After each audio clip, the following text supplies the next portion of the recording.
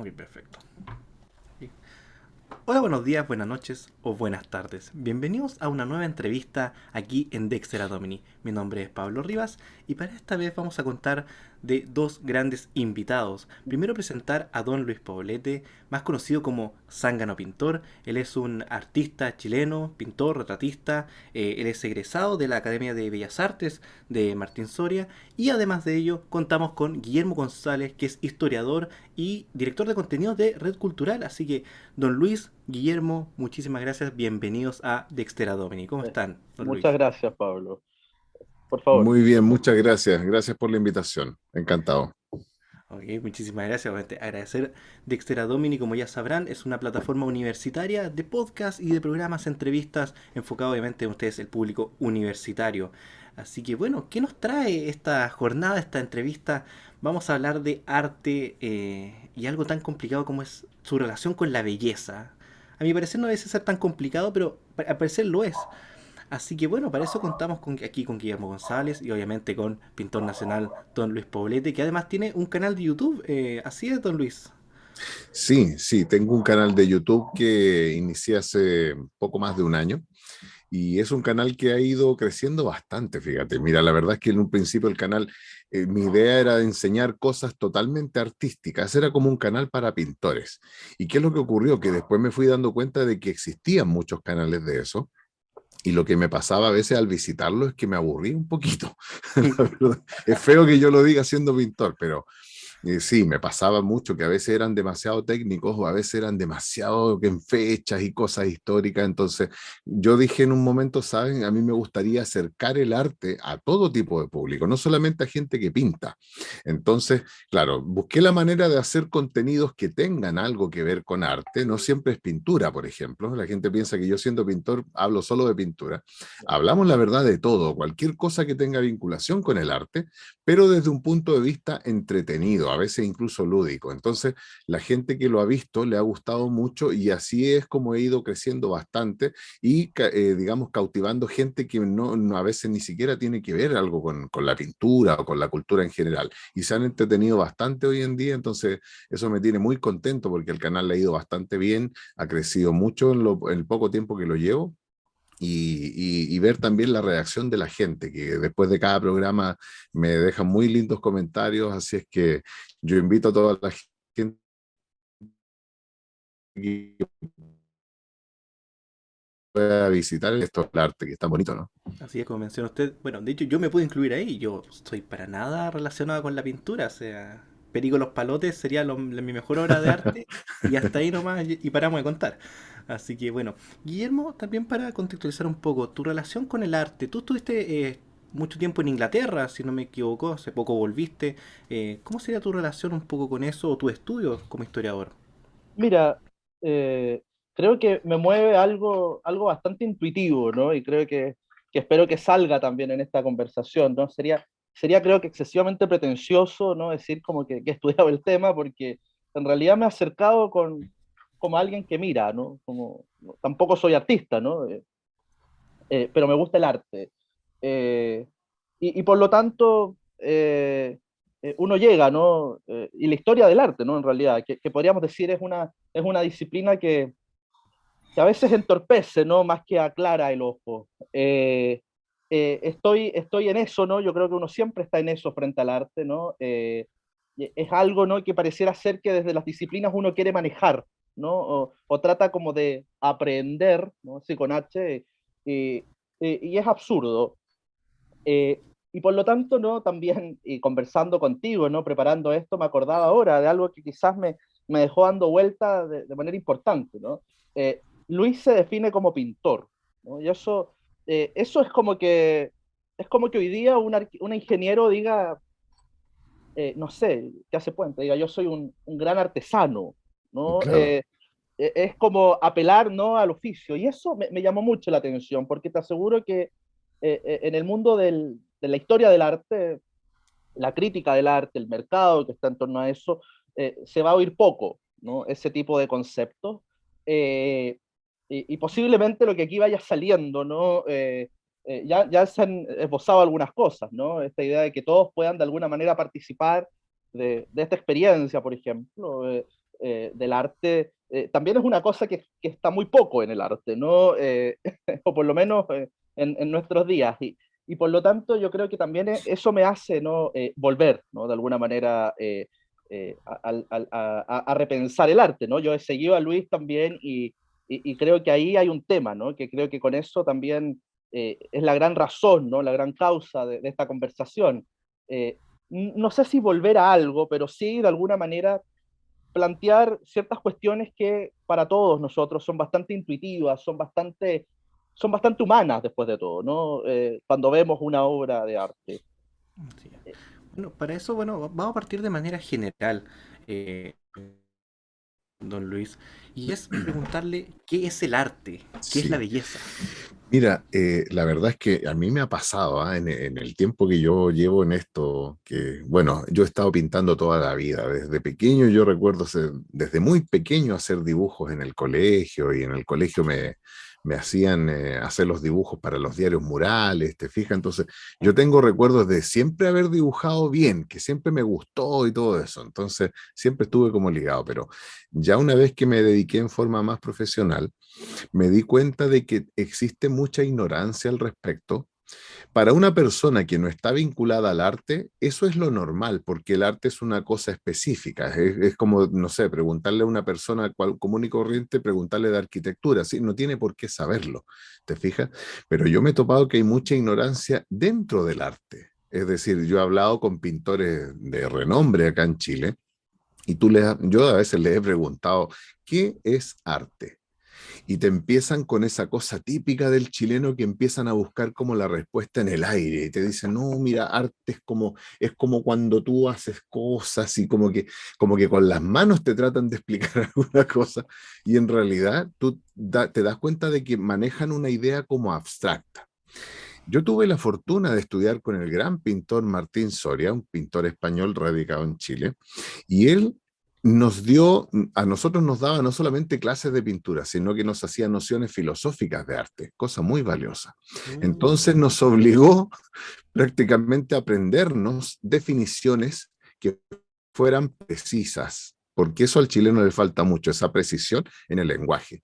Entonces a nosotros nos dijo que arte es el acto sensible de crear y apreciar belleza. Es decir, la belleza está totalmente vinculada. Y nosotros decíamos, ya, pero a ver, esa frase suena bien bonita, pero es una frase muy profunda, porque engloba muchas cosas que si tú la analizas cada pieza de la frase, te das cuenta que engloba un montón de significados. Porque, por ejemplo, decimos que arte es el acto sensible. Al decir que es un acto, estamos diciendo que involucra una acción, es decir, no es algo inmóvil, es una cosa dinámica. ¿Cierto? Es un acto que involucra una relación entre un yo pintor y tú observador de la pintura, o entre yo pintor y la tela que recibe mi trabajo, o sea, siempre involucra a dos entidades. Es una actividad por eso mismo, porque es fluida, es una cosa que está en constante movimiento. Es un acto y a la vez es sensible, es decir, involucra sentimientos, que no es lo mismo que la sensiblería, a veces se confunde. Mm. Involucra sentimientos, lo más elevado del ser humano. Es un acto sensible de crear. ¿Y qué es crear? Crear es una ausencia que encuentra en su desarrollo los elementos que le dan forma. Mira, estoy citando textual a Martín. O sea, es algo que no es, pero a medida que fue, terminó siendo. ¿Te fijas? Y claro, y ahí empezamos al terreno de prácticamente de la filosofía. Entonces, es un acto sensible de crear y apreciar. ¿Y qué es apreciar? Es dar precio. Por lo tanto, es valorar algo. Crear y apreciar belleza. Y ahí está la otra palabra que tú me preguntabas, Mm. ¿qué es la belleza? La belleza es aquella cualidad contenida en un objeto que satisface las necesidades de un sujeto. Es decir, es una cosa plena, es una cosa que hace pleno a quien la observa o quien la recibe. Y por lo tanto, la belleza como un valor no es algo que exista, que exista en forma solitaria. Es decir, la belleza es algo que se debe establecer entre dos, digamos. ¿Te fijas? Entonces, claro, entre uno que la produce y otro que la recibe. Entonces es una cosa recíproca también. La belleza, como te digo, se debe establecer. Por lo tanto, decimos que arte es el acto sensible de crear y apreciar belleza. Ahora, existen otras definiciones, por ejemplo, en las palabras griegas, ¿cierto? Porque arte, digamos, viene de arete, y arete significaba la excelencia, la cosa más grande. De ahí mismo viene la palabra aristos, que yo lo hablé en un programa pasado, porque aristo significa los mejores, de ahí la palabra aristocracia. Entonces, claro, siempre el arte se vinculaba a lo más excelso, a lo más grande, a lo más bien hecho, ¿te fijas? Y por lo tanto la belleza era una cosa que tenía que estar implícita dentro de lo que es el arte. No podías pensar siquiera en un arte que no la contuviera. Y por lo tanto, un arte no lo podía realizar cualquier persona, tenía que ser alguien que encarnara estos valores de belleza, de magnificencia, de excelencia, es decir, lo mejor, lo más excelso, lo que nadie más podía hacer. Eso era una cosa que, como te digo yo, gracias a Martín Soria empecé a conocer y a entender realmente más o menos lo que podía ser una noción de arte.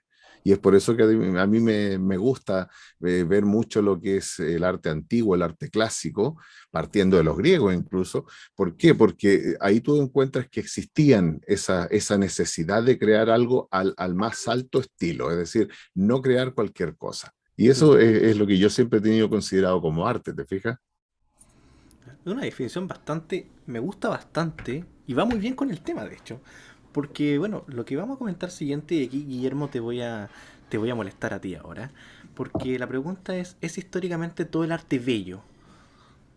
Ahí Como mencionaba aquí está. Don Luis, desde la antigüedad hablaba sobre, bueno, la relación con la belleza neta, pero también sobre el tema de que tenían que ser lo mejor, la mejor representación.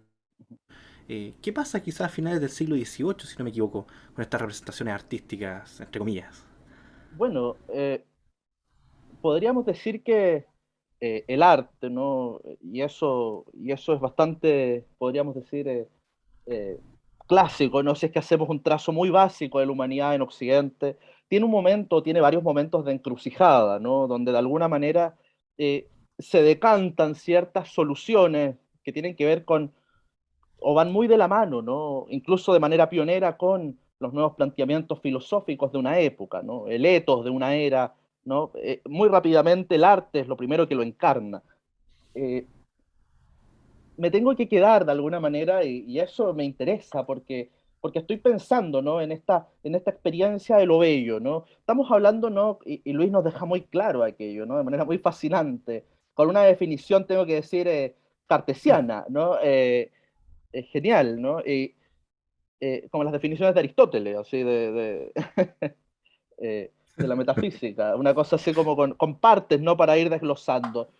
Lo encuentro muy, muy bonito, ¿no? El ejercicio. Y realmente, ¿no? Esas partes han ido mutando, ¿no? Se han ido corriendo, ha cambiado la prioridad también, podríamos decir, ¿no? Sí. Eh, y eso explicaría, ¿no? Que en algún momento tenemos un arte más figurativo, en otros momentos más abstracto, ¿no? En otros momentos también son las condiciones materiales y la técnica, pero me gustaría quedarme también con otra idea, ¿no? El arte es esta experiencia de lo bello, ¿no? Esta experiencia sensible, ¿no? Del espectador y también de los artistas en los grupos humanos, es una experiencia necesaria, es vital, ¿no? Y para los antiguos fue vital, ¿no? No fue una cosa, sería absurdo que aquí hiciéramos, y hoy día está muy demostrado, ¿no? Con la historia del arte, que pensáramos que los griegos para la altura del siglo XV llegaron a un PIB tan alto, ¿no? Y que dijeron ahora hagamos estas cosas maravillosas, ¿no? No, ¿no? Hay otras razones, ¿no? Más que la mera condición material. Y esto se ve desde la época de las cavernas, donde para estos hombres, donde las condiciones materiales eran muy escasas, ¿no? El arte, ¿no? La experiencia sensible era de vida o de muerte, ¿no? Ahí se jugaba, ¿no? Las causas últimas, ¿no? Y por lo tanto tenemos que detenernos, ¿no? En ese elemento histórico, ¿no? Realmente la experiencia sensible, la experiencia estética puede ser, ¿no? O puede estar vinculado, ¿no? A los últimos fines del hombre, es decir, es así de profundo. Y eso claramente se ha ido discutiendo, ¿no? Tenemos la gran encrucijada del siglo XIX, podríamos decir, ¿no? Podríamos ver también la gran liberación del arte de sus lineamientos, ¿no? De sus patronos, ¿no? Eso también es bien falso, ¿no? Pero digámoslo así, ¿no? Se acaban los mecenas tradicionales, ¿no? Y aparece un mercado de arte, ¿no? Aquí aparecen los dealers, ¿no? Como, es como quizás una de las grandes revoluciones, ¿no? Del mundo artístico, pero eso no significa que no hay patronos detrás, ¿no? O no hay poder, ¿no? Siempre, el poder siempre nos va a sondear en la historia, es una cosa que no podemos escapar de ella. Y esa relación también nos importa analizar. Y por lo tanto me quiero quedar con las palabras de Luis, ¿no? Primero yo me quedé con el pintor, ¿no? Por lo tanto hay un hacer, ¿no? Y por lo tanto se recuerda, se reitera ese hacer, ¿no? Hay una técnica, ¿no? Esta arete, esta excelencia requiere de una técnica, requiere de un ejercicio constante, ¿no? Luego vuelvo a lo bello, ¿no? Y ahí tenemos mucho que ir cortando, ¿no? Pero claramente pareciera ser que una buena definición contempla también una cierta noción clara, o por lo menos que se vislumbra acerca de lo bello, acerca de la belleza, ¿no? Ese también es otro problema para nuestra era, ¿no? Y en tercer lugar, ¿no? La técnica, el problema de lo bello. Y en tercer lugar, yo agregaría algo que también me llamó mucho la atención del canal de Luis. Tengo que reiterar aquí, y estoy hablando casi ahora como un admirador de Instagram, porque, porque dice algo, ¿no? Mi arte quiere establecer una experiencia sensible con el espectador. Eso que podría decírtelo alguien así en un curso de arte muy primario, ¿no? Decir, bueno, ¿para qué es el arte, no? Y los sentimientos y algo así, una palabra de ese estilo aparecería, ¿no? En el mundo de la historia del arte, en el mundo de la crítica del arte, y quizás en el mundo de los artistas, eh, esa relación que quiere establecer el artista no es muy clara hoy día, ¿no? O no está descontada, ¿no? Y por lo tanto también lo encuentro ciertamente revolucionario. Me gustaría y en eso también, yo dije, porque al tiro cuando yo no soy artista y por lo tanto cuando analizo un artista con los ojos de un historiador, trato de buscar ciertos elementos comunes, ¿no? Trato de usar categorías, ¿no? Por analogía, y dije, tengo que encontrar una cosa del arte, ¿no? Del artista nato, ¿no? El Luis. Y dije, tiene que haber aquí una actitud, ¿no? Tiene que haber un cierto modo, ¿no? Revolucionario, ¿no?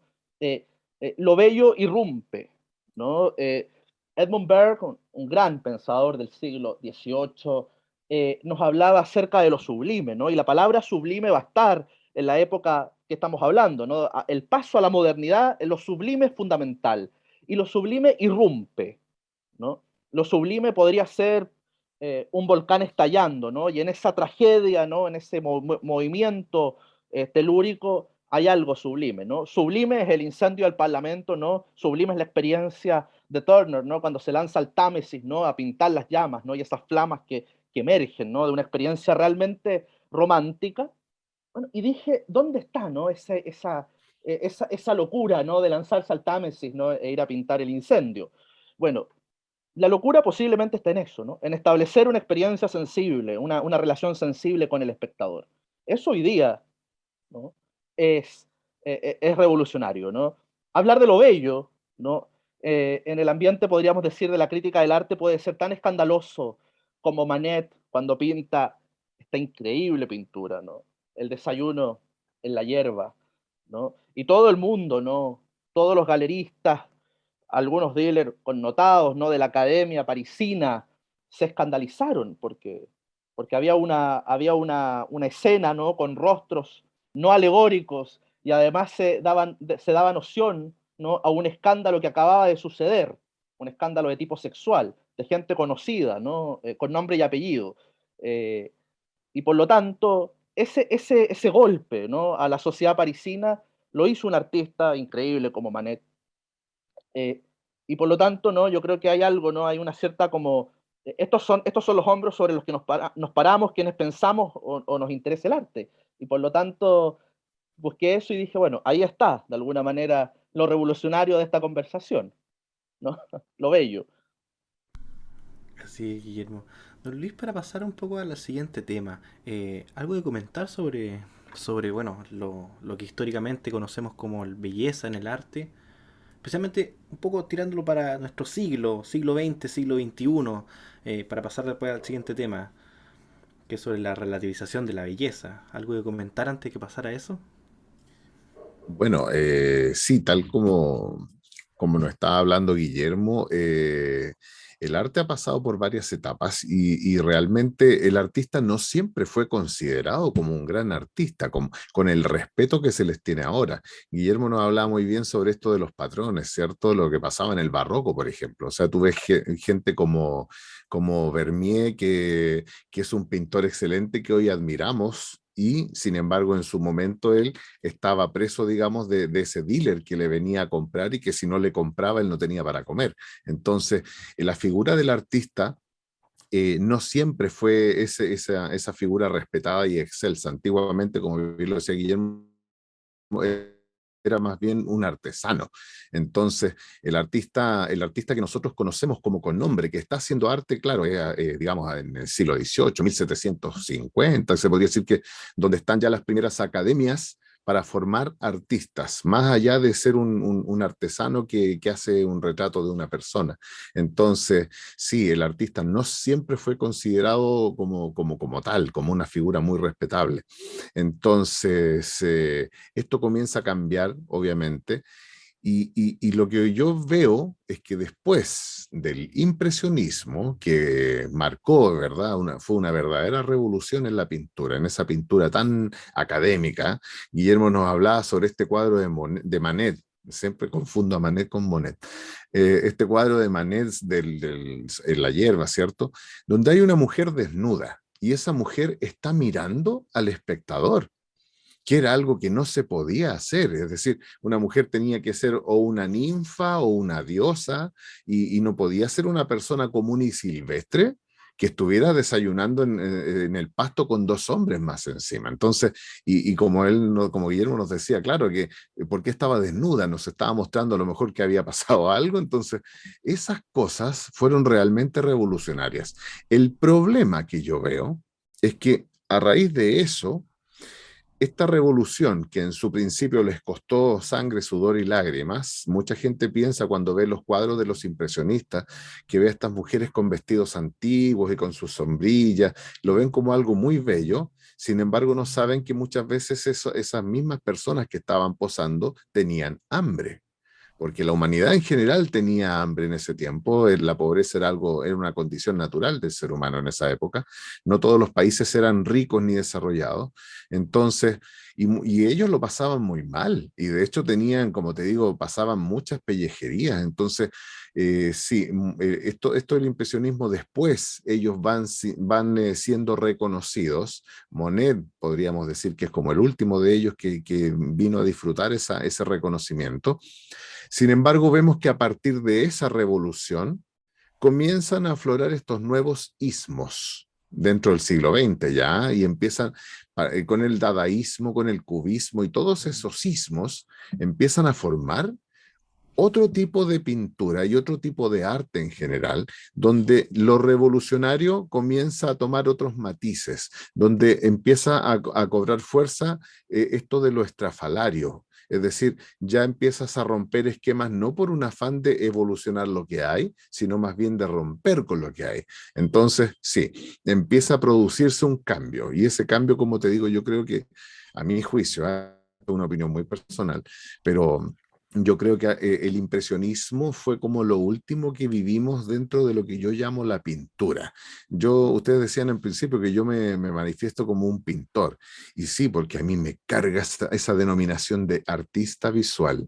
Yo no soy un artista visual, yo soy un pintor o un dibujante, si se quiere, porque me gusta esta cosa clásica, esta cosa que se hacía siempre. Los pintores no trataban de abarcar otras ramas experimentales ni nada de eso. Entonces yo por eso me denomino como pintor. Y yo creo que el impresionismo fue ya la última etapa en donde se hizo pintura. Luego de eso empezó esta cosa deconstructiva que a lo mejor vamos a hablar más adelante, pero sí, yo creo que ya entrando el siglo XX, coincide también con las guerras mundiales y empezamos a ver estos cambios que a lo mejor de los que Guillermo nos podrá hablar un poco más detalladamente. Así es. Bueno, lo que para el tema que viene a continuación, y aquí nos vamos a explayar, bueno, Guillermo y don Luis, sobre la relativización del arte, o la relativización de la belleza como tal, mejor dicho. Y Sí, quizá aquí, a mi parecer, habrían dos formas de verlo. Uno sería la técnica en la cual representar, y la otra, lo que se está dibujando como tal. Por ejemplo, me acuerdo usted, don Luis, que hizo un programa hace un par de meses, si no me equivoco, sobre Bruno Amadio, por ejemplo, ujú, que eran pinturas de niños llorando. Habló sí, sobre la famosa pintura del niño, del niño que llora. sí. eh, pero, por ejemplo, yo lo comparo que quizás para mí la técnica que ocupa quizás está bien representado, pero lo que está dibujando no es bonito para mí quizás. Y hay Ajá. otras formas de representar cosas que es mucho más abstracta o no se entiende lo que está representando. ¿Dónde está esa relativización del tema? ¿Y por qué no sería considerado quizás bello? ¿Dónde viene esa pelea de ahí? Es que en realidad, si atendemos a la definición que yo tengo de belleza, belleza, como te decía, es esa cualidad contenida en un objeto que satisface la necesidad de un sujeto.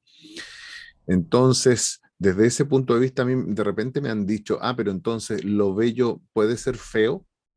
Y yo les digo, no, porque si lo feo no es bello, es feo. Es decir, el bien no puede ser el mal. ¿Por qué dejaría de ser bien? Pasaría a ser el mal. O sea, dentro de la belleza no es relativa, por ejemplo. La belleza es absoluta. ¿Qué es lo absoluto? Lo absoluto es aquello que es siempre y para todos válido. Por lo tanto, cuando a mí me dicen belleza o me dicen bien, yo me refiero a aquella cualidad que satisface. Cuando algo no te satisface, deja de ser belleza. En este caso podría ser lo feo.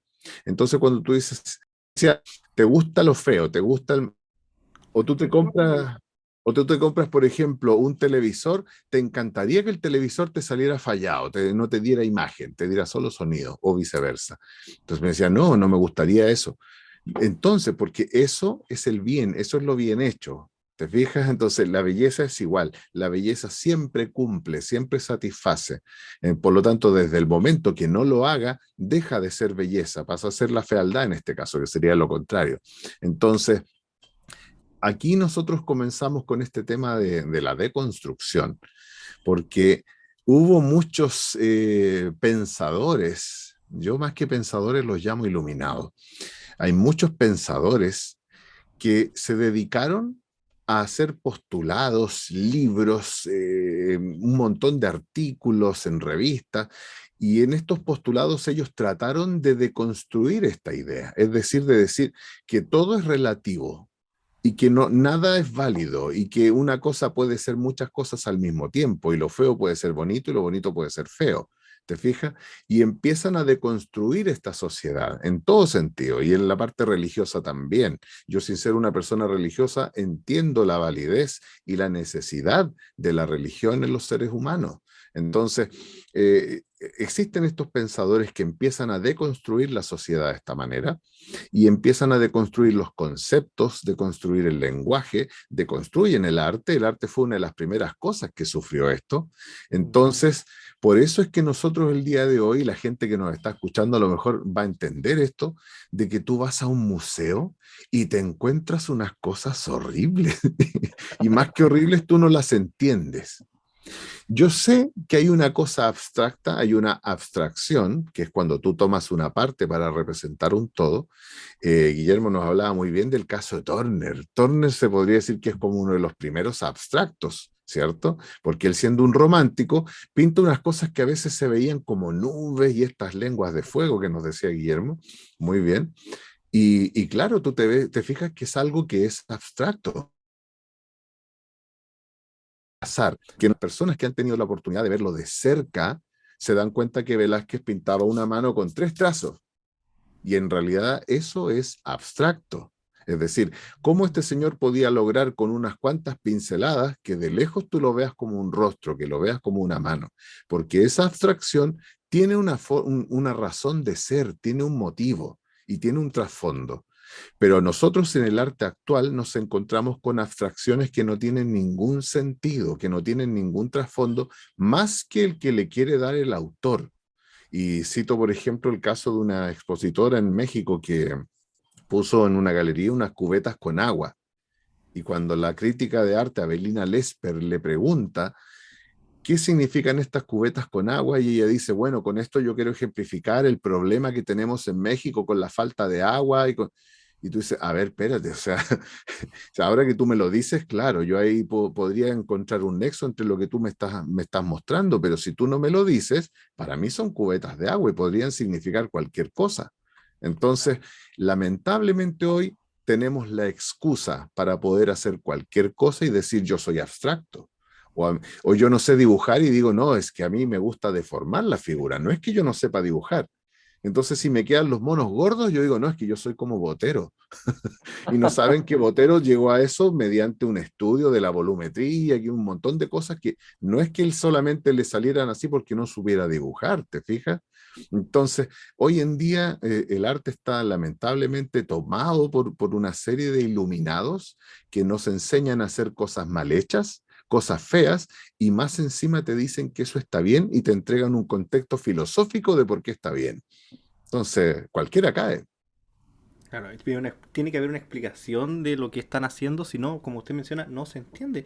Yo creo que, Guillermo, tú en Inglaterra tuviste la oportunidad quizás más de alguna vez de visitar algún museo con alguna exposición contemporánea o moderna, quizás, no sé si tiene alguna experiencia que nos puedas contar algo. Mira, yo te diría, ¿no? En realidad, ¿no? Si uno piensa en este proceso de construcción, realmente es bien impactante, ¿no? Pasar de la National Gallery, ¿no? A algunos sectores, estoy pensando de la Tate, ¿no? De lo que podría ser pasar para nosotros, ¿no? El Bellas Artes, ¿no? Al MAC, ¿no? Al Museo de Arte Contemporáneo, aunque hoy día no, no, no, Mm. no están tan indistinguibles unos con otros. No. Eh, y por lo tanto, claramente Londres, ¿no? Es un centro de estas experiencias, ¿no? De estos movimientos, no solamente totalmente radicales, sino que de precios, ¿no? Y de mercados y de transacciones radicales también, ¿no? Estoy pensando, y mira, y en este momento se me acaba de ir, voy a acordar ahí para dar la referencia, este hombre que tiene una obsesión con la ¿cómo se llama? Con animales disecados, ¿no? Y que los ponen en este gel celeste. Ah, eh, ay, ¿Cómo es sí, que se que es un llama? tiburón. Sí, Ay, lo tengo en la punta de la lengua. sí, sí. A ver, vamos, yo te lo busco mientras tanto. Perfecto, te Dale, no. agradezco mucho, Luis. Bueno, y ver eso, ¿no? De alguna manera, y ver que, por ejemplo, una vaca en este gel se tranza en uno de los restaurantes más caros de Londres, ¿no? Y está ahí, y se vendió por no sé cuántos millones. Eh, claro, es un poco chocante. En el caso británico, tengo que decir, eso sí, que hay la transición de la modernidad, ¿no? Hacia el siglo XX, ¿no? Ese camino tan sinuoso para el arte, para el pensamiento, ¿no? Para Europa en general. En el Reino Unido tuvo como un proceso de lo bello, podríamos decir, muy lindo, ¿no? Estoy pensando en el mundo pre-rafaelita, estoy pensando en esta pintura también figurativa, Waterhouse, ¿no? Estoy pensando, ¿no? En un cierto neomedievalismo que dura mucho tiempo. Eh, yo pensaba, no sé, la Universidad de Oxford, uno puede estar en un college, como Exeter College, ¿no? En una especie de capilla, ¿no? Anglicana, uno ve estos vitrales, ¿no? Que son del 1600 aproximadamente, y entre medio, ¿no? Uno ve trabajos, ¿no? Estéticos de los prerrafaelitas, ¿no? Con estas musas, ¿no? Estas representaciones artúricas tan lindas, ¿no? Yo creo que Inglaterra tiene, ¿no? Un cierto como hay un cierto derrotero particular, ¿no? Que los ingleses siempre han tenido en este plano. Eh, Eso, ¿no? Yo le sumaría, ¿no? Que, claro, ¿no? Londres sigue siendo uno de esos mercados importantes, ¿no? De transacción, y por lo tanto aparecen, ¿no? Estas curiosidades. Recién Luis mencionaba a Avelina, ¿no? Perdón, es Lesmer, ¿no? Si no me equivoco el apellido. Avelina Lesper. Oye, el pintor que tú mencionabas, o sea, el artista conceptual que tú mencionabas es Damien Hirst. Here, sí, claro, ¿no? Ustedes búsquenlo, por favor. Muchas gracias, Luis, porque se van a encontrar, ¿no? Con elementos de taxidermia, ¿no? Este gel celeste que todavía no entiendo lo que es, pero trato de, de, de ir pensando, ¿no? Y tiene una presencia, ¿no? En el mercado londinense de manera importante. es curioso, pero también hay escuelas, ¿no? Y eso quizás me, me interesaba preguntarle a Luis, ¿no? Respecto a su propia experiencia, ¿no? Como pintor. Eh, Hay figuras, ¿no? Que quizás tienen cierta, o aparecen, yo entre medio de alguna manera me aparecían, ¿no? O de Nerdrum, por ejemplo, ¿no? Ujú. Pintores figurativos, estoy pensando, ¿no? Eh, Sí, quiero volver a la imagen, ¿no? Al dibujo, porque hay pintura también, hay técnicas que son solo pintura, pero estoy pensando, ¿no? Que si uno busca hoy día en Instagram a Luis, uno va a encontrar unos trabajos en sanguina, ¿no? Muy lindos, ¿no? Unos bocetos, unos retratos, eh, y por lo tanto hay algo bastante figurativo, algo que a la gente le haría mucho sentido. Quizás muchos de los que nos siguen dirían, yo pondría esto en la salita de mi casa, ¿no? Así de simple, ¿no? Si usamos un criterio para... pero bueno, es un criterio que pareciera ser que se ha perdido. En mi opinión, mucho de estas formas abstractas, ¿no? Y de estas nuevas formas eh, sobreviven por las artes decorativas más que por otra escena. Yo conozco muchas, en este caso pintoras, ¿no? Que se dedican a combinar conjuntos, ¿no? Pictóricos con los colores de los cojines. eh, y ahí podemos entrar en otro debate, ¿no? Eh, hasta qué medida la deconstrucción ha sido efectiva. Eh, pero, pero de alguna manera cuando menciono, ¿no? A este pintor Nerdrum, ¿no? Noruego, menciono, estoy pensando la escuela de Muñoz Vera, ¿no? Estoy pensando en los trabajos, ¿no? Y todos los ensayos de Claudio Bravo. Estoy pensando, ¿no? Hoy día, no sé, en un Guillermo Lorca, ¿no? Si es que, pensemos en la estación Baquedano, ¿no? O pensemos en la estación Metro Moneda, mm, ¿no? Ese es Muñoz Vera, ¿no? Que hay una escuela ahí, ¿no? En torno a él. Eh, sí. en tu caso, yo también veo un cierto estilo, ¿no? Hay una vuelta a lo figurativo, al realismo, no sé si al hiperrealismo, pero hay un cierto interés por detalles, ¿no? Por un trabajo de ese estilo, y claramente no tiene un fin de transportar un retrato, ¿no? Porque para eso uno hoy día tiene una buena cámara en el teléfono, uno saca una foto y uno la manda, ¿no? Aquí hay un ejercicio, Claro. eh, hay, hay, una, hay una práctica, por así decirlo, deliberada. Y eso que te quería preguntar, ¿no? Esta vuelta, ¿no? Al realismo, si es que podemos pensar el siglo XX, la época más tardía del siglo XX, ¿no? Con tanta performance, con tanto happening, con tanto montaje de este estilo, ¿no? Tan estrafalario. eh, Toda la tradición Duchamp en adelante. ¿Qué significa hoy día volver al realismo? Eso creo que es una preocupación, y creo que hay algo más profundo que solamente decir esto me atrae o lo que podría ser peor, ¿no? Motivar quizás un pensamiento, y con esto estoy como Paulsen, ¿no? Con lo largo, pero quiero decir, motivar un pensamiento reaccionario también, ¿no? No creo que sea lo ideal, ¿no? En el arte, o ideologizar el arte a ese punto, ¿no? Hacer una especie de contraarte, ¿no? A lo que existe. Entonces, eso te quería preguntar, ¿no? Sobre qué significa hoy día, ¿no? Plantear este tipo de propuestas artísticas.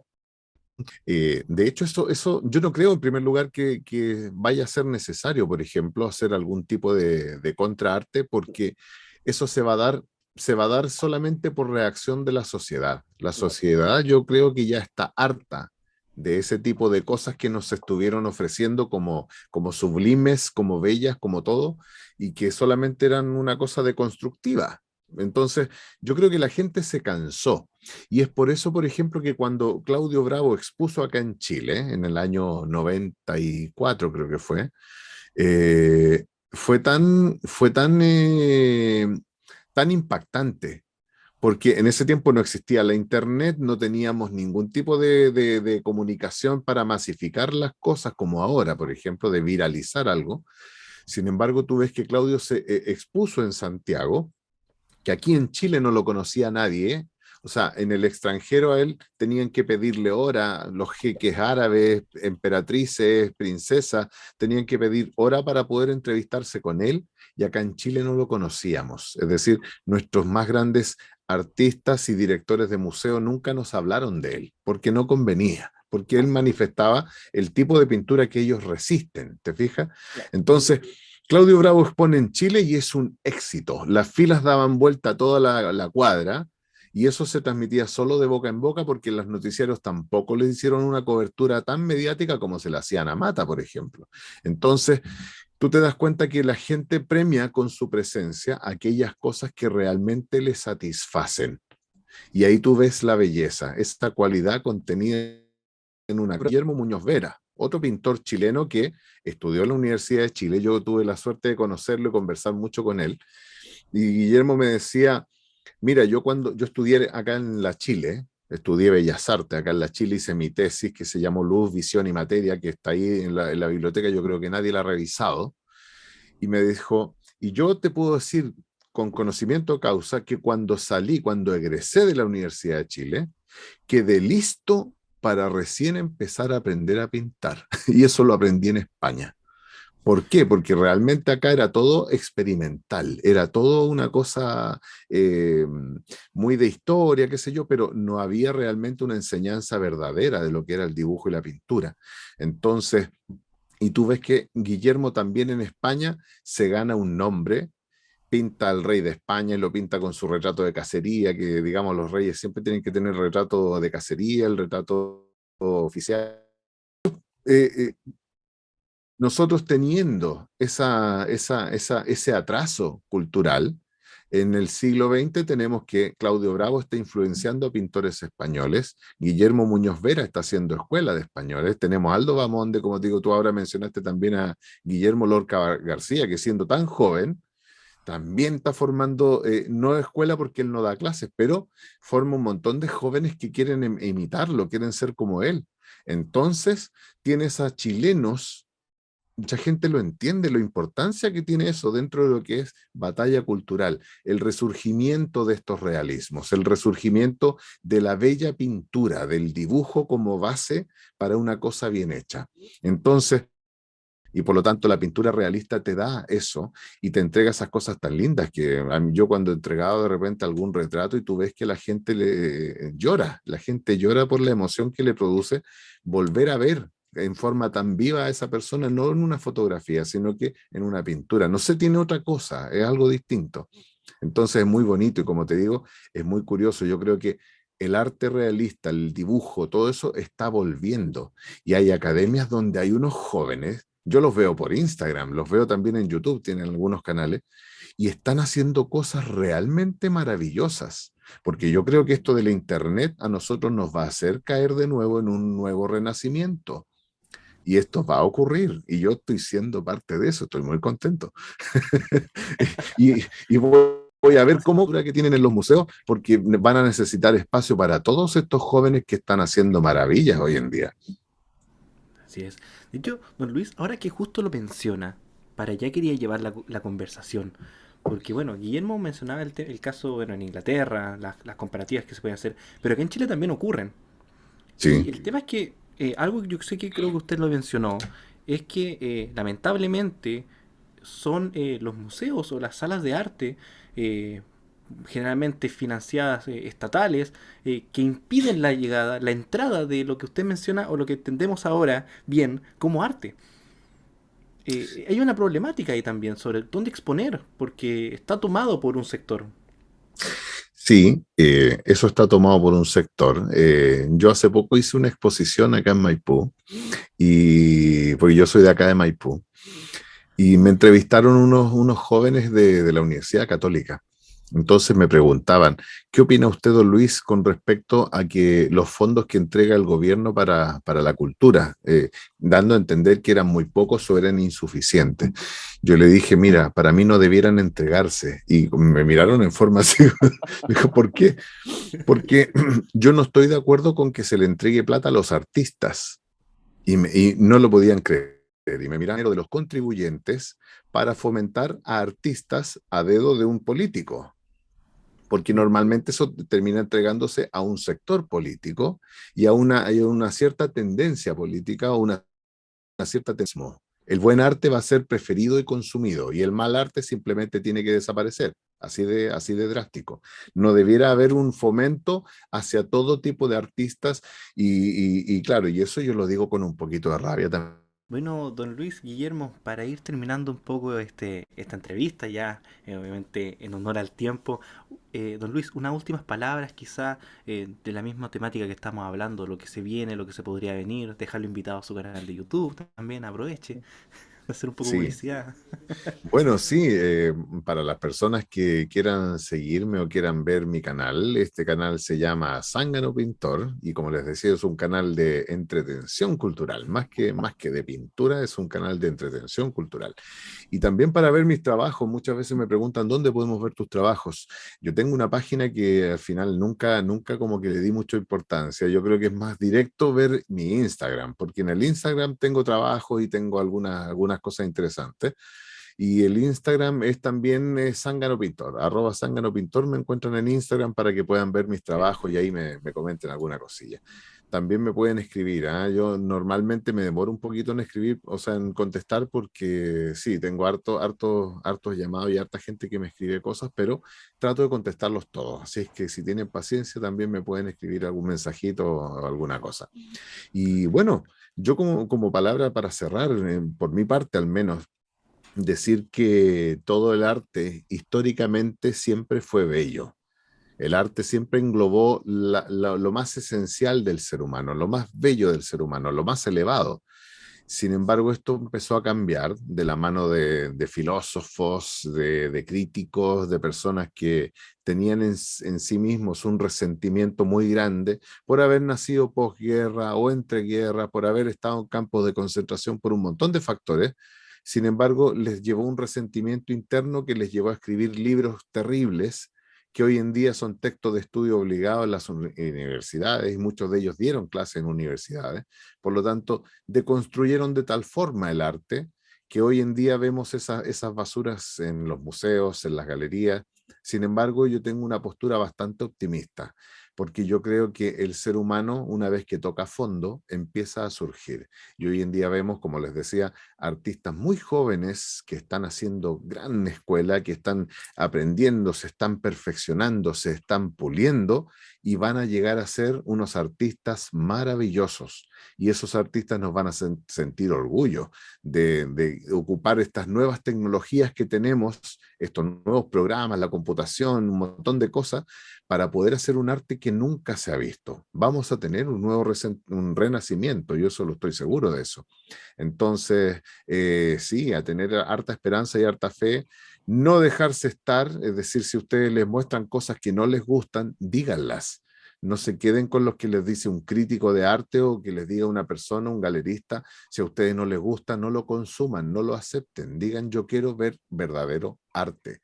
Y ahí vamos a estar nosotros para tratar de entregar esas cosas que a ustedes les gusten y que ustedes quieran realmente valorar y aplaudir. Así es que muchas gracias por la invitación. ¿Eh? Es un honor para mí estar con ustedes y ojalá podamos estar más adelante, a lo mejor en alguna conversación. Ojalá así sea, ¿no? El Muchas honor gracias, es Luis. Para nuestro. nosotros ha sido pero un placer, incluso algo accidentado, ¿no? Yo, la distancia un poco me ha jugado en contra, más la ruralidad, eh, pero nada, en realidad realmente increíble, ¿no? Y realmente un placer poder hablar de estas cosas y eso, ¿no? Llamar yo creo que este es un llamado también a creer en la gente, ¿no? En el sentido, podríamos decir, natural de cada uno, a confiar en nuestros ojos, en nuestros sentidos.